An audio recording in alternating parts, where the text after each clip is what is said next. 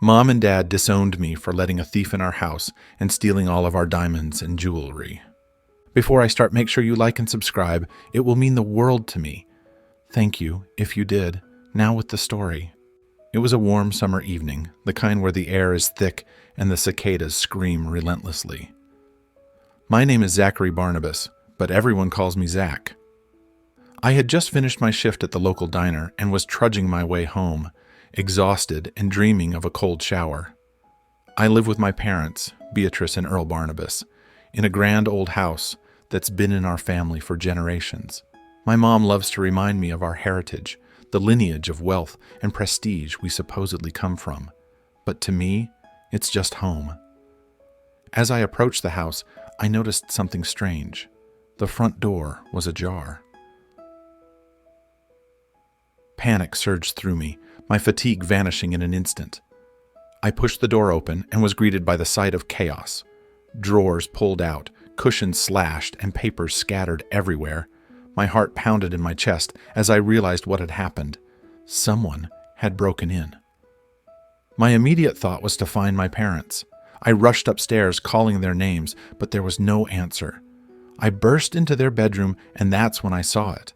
The safe, where they kept all our valuables, including my mom's prized diamond collection, was open and empty.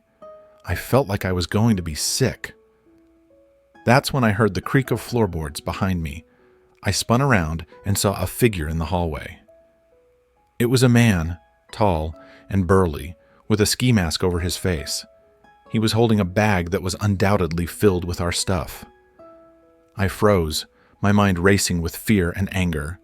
"What the hell are you doing in my house?" I shouted, my voice trembling. The man laughed, a deep, menacing sound that made my skin crawl. "Just taking what's owed, kid," he said before bolting down the stairs and out the front door. I chased after him, but by the time I got outside, he was gone, disappeared into the night. The next morning, I was woken up by the sound of my parents' car pulling into the driveway. I had spent the night cleaning up as best as I could, trying to minimize the damage.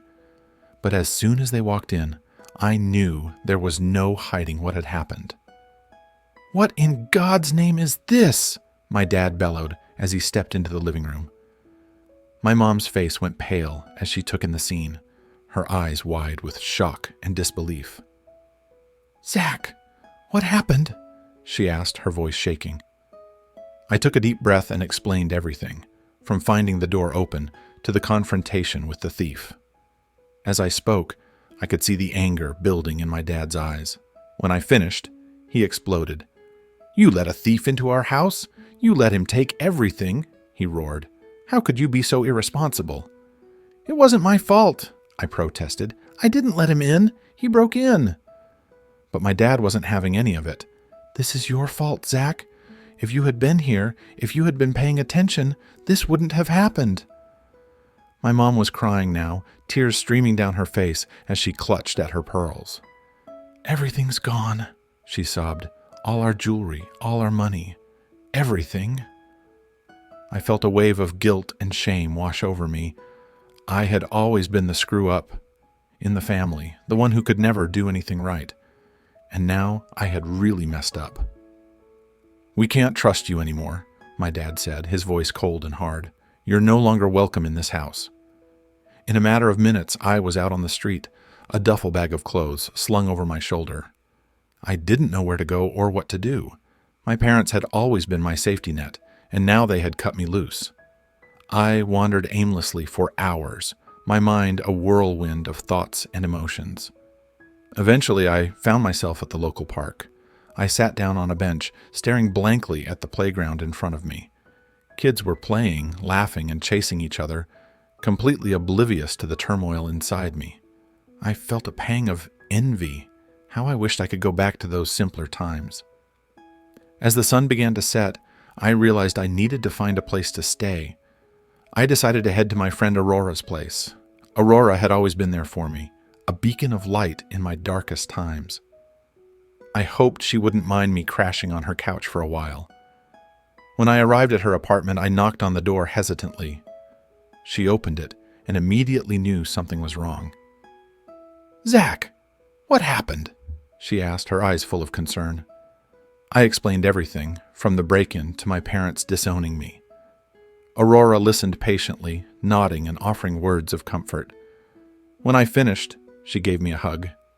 "You can stay here as long as you need," she said. "We'll figure this out together." The next few days were a blur of emotions and uncertainty. I spent most of my time at Aurora's place, trying to figure out my next move. I couldn't just sit around feeling sorry for myself.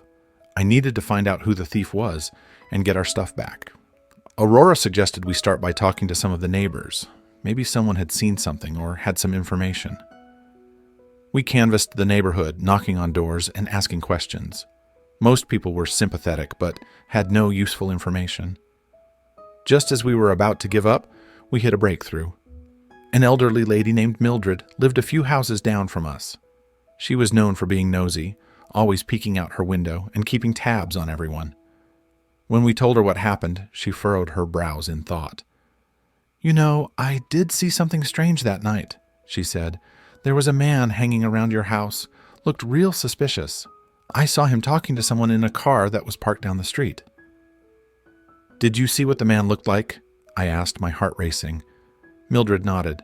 Tall, muscular, wearing a black hoodie, and the car he was talking to, it had a unique license plate, something like Diamond 1. Aurora and I exchanged a look. This was the lead we needed. Armed with the new information, Aurora and I set out to track down the car. It took some digging, but we eventually found it parked outside a rundown motel on the edge of town. We staked it out, waiting for the thief to show up. After what felt like hours, he finally appeared, carrying the same bag I had seen him with that night. My blood boiled as I watched him walk into one of the motel rooms. I wanted to rush in and confront him, but Aurora held me back. "Let's call the cops," she said.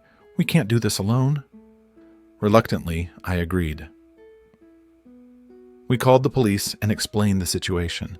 They arrived quickly and surrounded the motel. I watched as they burst into the room and apprehended the thief. It was a surreal moment, seeing him in handcuffs, knowing that justice was being served. The police recovered all of our stolen items, including my mom's diamonds. When I called my parents to tell them the news, there was a long silence on the other end of the line. "We'll talk about this when you get home," my dad finally said. When I returned home, my parents were waiting for me. My mom hugged me tightly, tears in her eyes. "I'm so sorry, Zach," she said. "We were wrong to blame you." My dad nodded. "You did good, son. You proved us wrong." It wasn't the heartfelt apology I had hoped for, but it was a start. And as I stood there, surrounded by my family, I felt a sense of closure. We had been through a lot, but we were still standing. Comments. Blame game. "You're still a screw-up. Your parents were right to disown you. You got lucky, that's all." Everyone's entitled to their opinion, but I know what I did was right. I'm not letting negativity bring me down. Fizz 22. "So you let a thief into your house and now you're a hero? Give me a break. You're just trying to make yourself look good. Believe what you want. I know the truth, and that's what matters." Path Seeker. "You caused this whole mess, and now you want sympathy? Your parents should have never taken you back." I'm not looking for sympathy, just sharing my story. If you don't like it, move along. Great, Friend 20. "Wow, what a shit show. Maybe if you weren't such a loser, none of this would have happened." Sorry you feel that way. I'm doing my best to move forward. Get a clue. Congrats on doing the bare minimum. You are still a fuck-up in my book. I get it. Not everyone will understand, but I'm not here to please everyone. F-space.